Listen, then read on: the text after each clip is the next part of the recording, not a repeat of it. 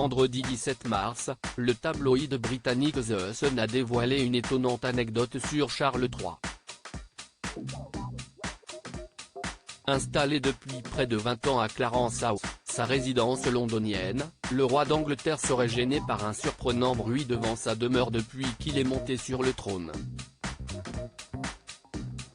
Le 6 mai prochain, Charles III entrera un peu plus dans l'histoire de la royauté britannique.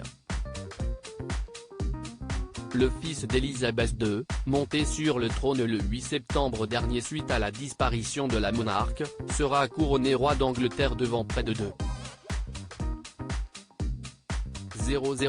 convives rassemblés en l'abbaye de Westminster, tandis que des centaines de milliers de curieux sont attendus dans les rues de Londres, faisant exploser les prix des hôtels.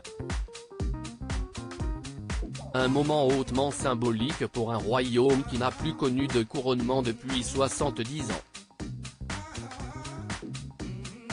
Mais l'époux de Camilla Parker Bowles n'a pas attendu d'être couronné pour exercer son pouvoir et son influence. Il a également montré durant les premières semaines de son règne quelques signes de nervosité, comme lorsqu'il a pété les plombs face à un stylo récalcitrant au moment de signer un document au pays de Galles. Des gardes trop bruyants? Car les Britanniques le savent bien depuis 74 ans qu'ils l'observent, Charles III est un personnage clairement moins effacé que sa mère, doué d'une personnalité bien plus affirmée. Ses collaborateurs ont souvent fait le récit de ses colères soudaines et violentes. Mais il peut aussi se montrer assez capricieux, comme le prouve une nouvelle fois cette étonnante anecdote racontée par le tabloïd britannique The Sun hier. Depuis plus de 20 ans, la résidence officielle de Charles III et Camilla lors de leur séjour londonien n'est autre que Clarence House, dont il a hérité après la mort de la reine-mère.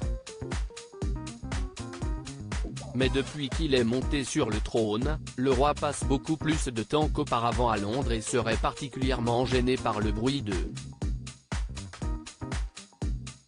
la relève de la garde devant sa maison. Pourriez-vous je vous prie transmettre à vos troupes que lorsque les sentinelles s'installent à St James Palace dès le début de matinée, qu'elles le fassent à un volume moins conséquent. Clarence House est une résidence, les personnes y vivant apprécieraient, aurait-il écrit dans une note à un officier de l'armée. Un changement de garde qui empêcherait le roi de se concentrer sur ses tâches matinales. Ou de faire la grasse matinée lorsqu'il en a l'opportunité?